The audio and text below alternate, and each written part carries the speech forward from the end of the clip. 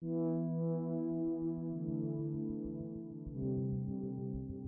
kan huske at jeg tenkte, hva skjer? Hvordan skal det her gå? Og jeg var ganske ung, jeg var 7-8 år. Så jeg har opplevd et veldig sånn stort fall, da. Både sosialt, og jeg ble jo isolert. Vold i nære relasjoner er et stort helseproblem og kan kalles for en global pandemi. Likevel snakkes det ikke nok om. I denne podcasten vil jeg fortelle historier om partnervold gjennom 8 anonymiserte menneskers erfaringer. Jeg har selv jobbet med denne tematikken i mange år gjennom å undersøke min egen familiehistorie og gjennom mitt arbeid som journalist. Og det er viktig for meg at vi vet hva vi snakker om når vi snakker om vold. Hva som er vold, hvor vanlig volden er, hvor lenge den sitter i, og at det er mange der ute som vil hjelpe. Dette er en podcast om vold og overlevelse. Mitt navn er Madeleine Schultz. En kort advarsel. Noen av beskrivelsene kan være vanskelig å lytte til. Vi har unnlatt å ta med de groveste fysiske voldsbeskrivelsene i denne podcasten, men de historiene vi skal fortelle handler om flere former for vold. Traumer av vold kan prege generasjoner i en familie og i et samfunn. I denne episoden skal dere få treffe Ronja Katrin Larsen. Mammaen hennes begikk selvmord etter at hun hadde blitt utsatt for seksuell vold i barndommen. Jeg skal også snakke mer med dem som behandler voldsutøverne. Hvem er de som slår og krenker sin egen familie? Ved å forstå mer av hva som gjør noen til utøvere, så kan vi kanskje komme nærmere og forebygge volden. Vi starter med en innsjekk med psykologspesialist Kari Lossius. Vold i nære relasjoner er vel sannsynligvis noe av det mest skadelige volden som finnes. Og det som gjør den så ekstremt traumatiserende, det er at det er de du er glad i, eller de du er avhengig av, det er de som utsetter deg for denne volden. Sånn at det gjør at det er bedre å bli slått ned av en tilfeldig på gata, for å si det sånn, for da har du liksom et fiendebilde og si at han gjorde dette mot meg, og det var helt forferdelig. Men når du står inne i en voldsrelasjon over tid med en partner, og du ikke forlater partneren din, så må du ha andre forklaringsmodeller. Og det er noe av det som er, i tillegg til fornedrelsen og redselen og alt det som skjer, så bryter det ned selvbildet ditt. Og på et eller annet tidspunkt så begynner du å tenke at det er mer enn noe gærent med. Så det er det som gjør vold i nære relasjoner enda mer skadelig enn annen vold. Alle de overlevende jeg har møtt gjennom denne podcasten har hatt ulike former for senskader av volden. Her er Ingrid fra forrige episode. Jeg var ute av arbeidslivet i nesten 5 år. Så jeg har opplevd et veldig sånn stort fall, da. Både sosialt, og jeg ble jo isolert. Og jeg opplevde et fall økonomisk. Og et slags sånn, jeg vet ikke, det blir kanskje feil å si statusfall, men på en måte. For jeg mistet karriere, jeg mistet muligheten til å jeg hadde ikke overskudd til å være sosial og treffe venner, og jeg klarte ikke å liksom snakke om helt vanlige ting. Også Eva, som tidligere fortalte om sine erfaringer med vold og rusmisbruk, sliter med traumene i hverdagen. Nå synes det har vært veldig slitsomt i tillegg, for det har ikke bare vært at jeg ikke forstår. Det er akkurat som hjernen har avlært seg å sove. Så er det noe med at kroppen ligger sånn der, jeg klarer å slappe av i kroppen. Men det er jo den siste perioden, og det er liksom småting i hverdagen som kan utløse da. Og da jobber altså om morgenen så er jeg mer sliten da enn jeg på kvelden før jeg legger meg, for jeg har prøvd å se 1 eller 2 timer på TV for å liksom koble ut. Men det har ødelagt mye. Og det er litt sånn, jeg har vært ute i jobb, startet i skole, det gikk jo greit. Men så ble jeg kjempedårlig fjor jul. Og et halvt år fremover var jeg kjempedårlig. Sånn skikkelig, som på en måte egentlig har preget meg veldig som menneske. Krisesentrene tilbyr akutte botilbud over hele landet. Men de fleste sentrene har en grense på hvor lenge du kan bo der. Ifølge loven har de også plikt som en del av kommunen til å følge opp i det som kalles reetableringsfasen. Men hvor lang er egentlig den? Her er Vanja Sæther fra Salten krisesenter igjen. Jeg har nettopp vært og besøkt en eldre dame som jeg ble kjent med første gang for snart 30 år siden. Og så kan man si, hvordan kan man ha behov for krisesenter sin bistand i snart 30 år? Jo, for da skal man vite om denne type vold, og dette med relasjonsvold, at den er ganske vanskelig å komme helt fri fra. Man kan praktisk sett komme ut av volden, men volden forfølger deg resten av livet, og du betaler prisen for den volden du er utsatt for, kanskje resten av livet. Sånn at det å tro at volden tar slutt når man bryter med relasjonen, det er i beste fall ganske naivt. Artist Ronja Katrin Larsen er 24 år og styreleder i Anne Malenes minnefond. Anne Malene Paulsen var Ronjas mor, men hun var også et av ofrene i den mye omtalte Tysfjord-saken. Saken ble rullet opp av VG i 2016 og handlet om et stort antall overgrepssaker i Tysfjord kommune i Nordland. Moren til Ronja begikk selvmord før saken rakk å komme ut. Hvordan er det for et barn å vokse opp med en forelder som bærer på traumer av vold? En ting jeg har innsett som voksen, er at jeg hadde alvorlig separasjonsangst. Jeg ville ikke på skolen, jeg brukte å skrike meg til å få være hjemme. Jeg husker noen ganger så ble jeg båret til bussen, av og til så ble jeg hentet av en lærer, og i mange år tenkte jeg at det var vanskelig, og det er jo fordi at en eller annen person har sagt det da, på et tidspunkt at jeg var så vanskelig, men egentlig så var jeg livredd for å miste henne. Og jeg var ganske ung, jeg var 7-8 år. Hun hadde jo mye da. Nå føler jeg at hun skylder meg ingenting, fordi jeg tenker hvor mye skal et menneske tåle. Men det var vanskelig. Og det var vanskelig på skolen. De andre ungene fant ut på en måte hvordan jeg hadde det hjemme. At mamma drakk i perioder, og husker at jeg fikk mye pes for det da.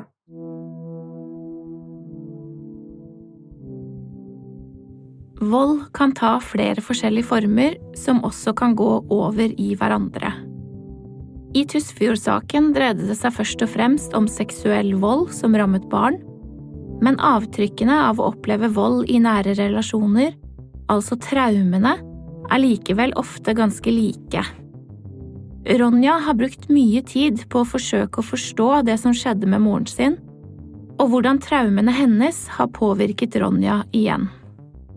Og man kan jo tenke at det var jo veldig spesielt det som har skjedd i Tysfjord. Det ble avdekt over 150 overgrepssaker fra 1950-tallet og frem til november 2017 i en kommune med 2000 innbyggere.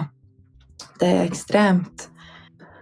Og på en måte kan man si at det er jo ikke unikt. Det skjer jo over hele landet. Men kanskje det som jeg har plukket opp hjemmefra er den solidariteten, om man kan kalle det, mellom de som bor på bygda. Og veldig mange er i nær slekt og fjern slekt, og alle kjenner alle. Men det har vært en tiekultur, og det har vært vanlig å fikse det internt. For eksempel at man kan be om tilgivelse, og ber man så får man. Og jeg tenker at du har et barn som har blitt misbrukt over lang tid, og det skaper jo nye koblinger i hjernen din. Og kanskje når man blir eldre at man ikke faktisk klarer å skjønne hvor skadelig det er. Og at jeg tenker at hos mange er det jo på en måte noe som går i arv. Den samiske befolkningen i Norge mer utsatt for vold i nære relasjoner enn befolkningen for øvrig. Det viser den lille forskningen vi har. Vi vet også at dette en gruppe som tidligere har vært utsatt for krenkelser fra staten. Så når de opplever vold innad i eget samfunn, hvem skal de be om hjelp fra? Vi har jo på en måte ikke hatt noe tillit til de etatene som egentlig skulle hjelpe oss. Og det har jo absolutt alt å gjøre med fornorskninga, tenker jeg i hvert fall. Det en veldig stor jobb som må gjøres nå. Den stortingsoppnevnte Sannhets- og forsoningskommisjonen har fått i oppdrag å blant annet se på hvordan voldens erfaringer har preget den samiske befolkningen. Om et år skal en rapport legges fram. Forsker Margunn Bjørnholt har akkurat startet med et prosjekt hvor de skal se på forekomsten av vold blant den samiske befolkningen. Det har jo vist seg at personer med samisk bakgrunn at det en høyere forekomst, og i de områdene hvor det personer med samisk og ikke-samisk bakgrunn, at det en forskjell mellom de med samisk og ikke-samisk bakgrunn, at de mer utsatt for vold og overgrep. Men vi har jo ikke store sammenlignende studier mellom den majoritetsnorske og samiske befolkningen, så man kan slå fast med 2 tykke streker under at det sånn, vil jeg si. Det kan hende noen ikke enig med meg i det, men det kan se ut til da, at det høyere forekomst av vold i grupper eller personer som har samisk bakgrunn. Og det ligner jo det man finner i andre land, at personer med urfolksbakgrunn mer utsatt. Nå skal hun ikke si at vi automatisk kan overføre funn fra urfolk i andre land til Norge, fordi at for eksempel forholdet til myndighetene, tilliten til tjenestene høyere i Norge, og den samiske befolkningen i Norge nok i en annen situasjon enn urfolk i en del andre land, selv om det også det veldig mye som også felles, og det jo den historiske bakgrunnen med kolonisering, angrep på den egne kulturen og identiteten. Mange felles trekk som en kan jo tenke seg da, har sammenheng også med, de kan nedfelle seg i de måtene man sammen på, i parforhold og i familien og i nære relasjoner.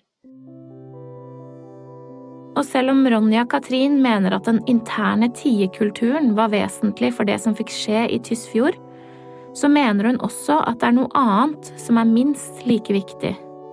Storsamfunnet må også velge å se. For min egen del har jeg tenkt masse, jeg har kjempemasse sint, og tenkt hvorfor var det ingen som sa noe, hvorfor var det ingen som gjorde noe. Det jo folk fra Tysfjord som har prøvd å få høyere instanser involvert i det her. Men likevel har det skjedd veldig, veldig lite, og selv om det har blitt satt i gang tiltak etter Tysfjordsaken kom ut, så sier folk til meg at de har sett veldig lite av det. Og det har blitt noen har gitt sitt løfte om at de skal hjelpe, men likevel det så mange som sier at hvor hjelpa? Jeg finner den ikke, jeg ser den ikke, den kommer ikke til meg. Man tror det jo nesten ikke før man får se det. Det det jeg tenker også med resten av samfunnet der da, at her har det vært folk som har makt, som har valgt å ikke se. Og nettopp det, hvordan omverdenen forholder seg til mennesker som har vært utsatt for vold, det har også forsker Siri Thoresen sett litt på. Jeg tenker at det temaet vi snakker om her, det handler om individet og grupper som har vært utsatt for vold, men det handler også om samfunnet vårt, og hvordan vi forholder oss til andre som har vært utsatt for negative ting. Og det kan hende at det noe i oss som gjør at vi har lett for å se ned på folk som har den type erfaringer. Og da må man tilpasse seg det. Og det kan man gjøre ved å føle skam, og underkaste seg, og marginalisere seg og være mer i utkanten. Og det en skummel prosess som gjør deg veldig sårbar. det vi har sett med stor forskrekkelse egentlig fra vår forskning, hvor ensomme de som har vært utsatt for vold i barndom. Og vi tenker at ensomhet et signal. Det en viktig følelse. Det en ubehagelig følelse, en vond følelse, men det en viktig følelse som gir et signal om at forbindelsen til andre, de sosiale båndene ikke sterke nok, og sikrer deg ikke nok, og gir deg ikke, du har ikke en tilstrekkelig god forbindelse til andre, til en gruppe. I forskningen kan man se at barn som har opplevd vold, har en høyere risiko for å bli utsatt for vold også som voksen. På fagspråket så kaller man det for reviktimisering.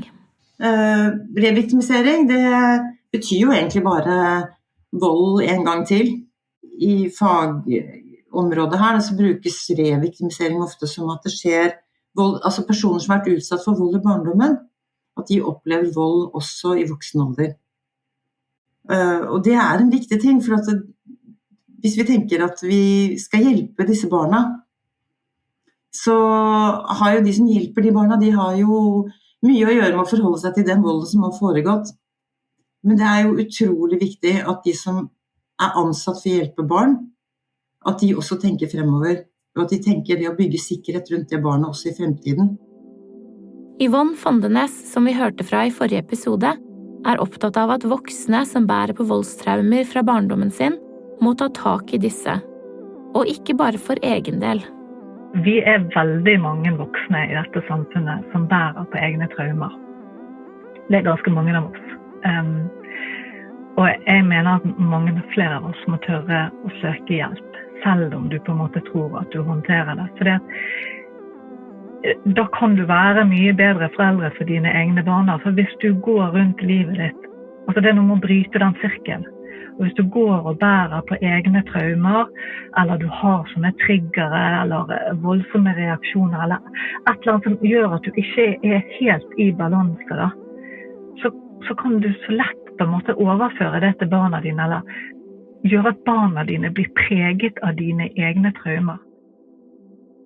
Skal vi få bukt med volden i samfunnet vårt, så må vi kanskje også forstå hvor den kommer fra.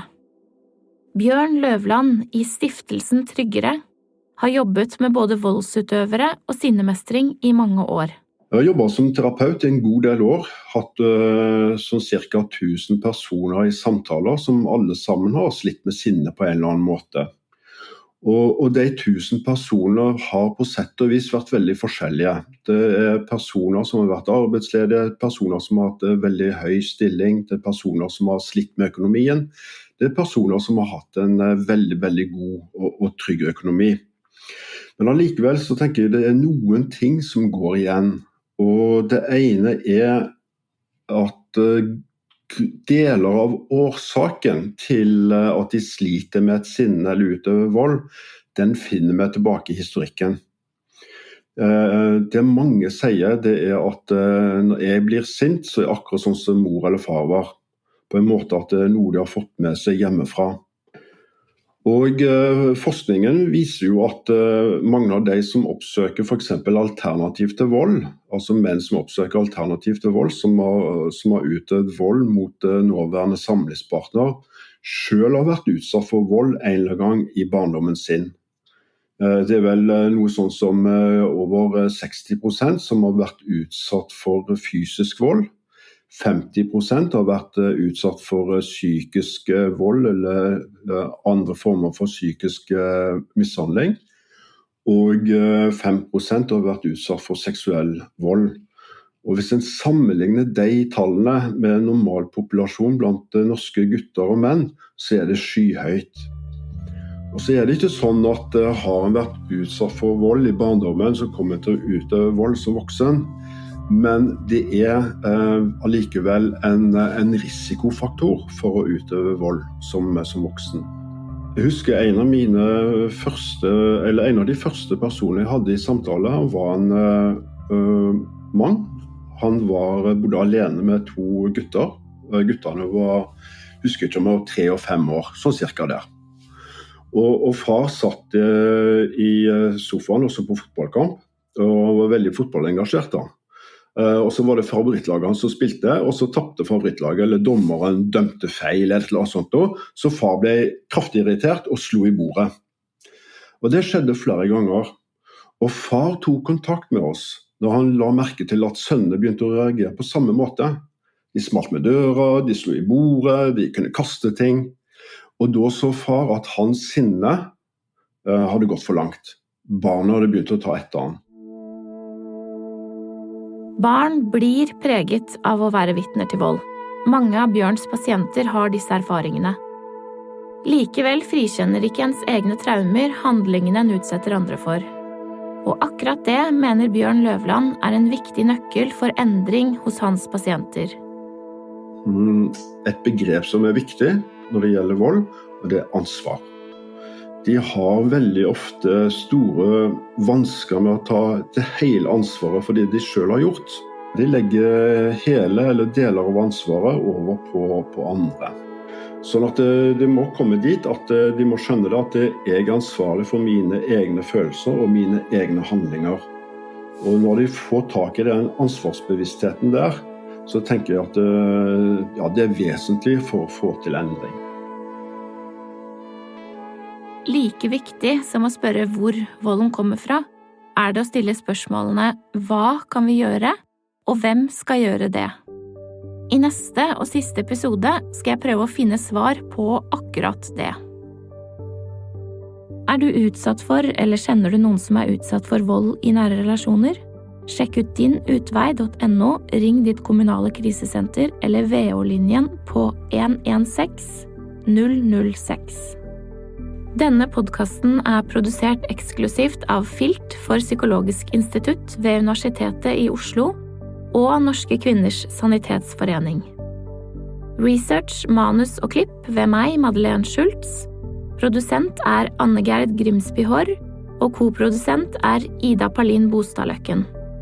Prosjektledere hos UiO er Joyce Antonia Oyokoyo og Beate Seibt, som også er ansvarlig utgiver.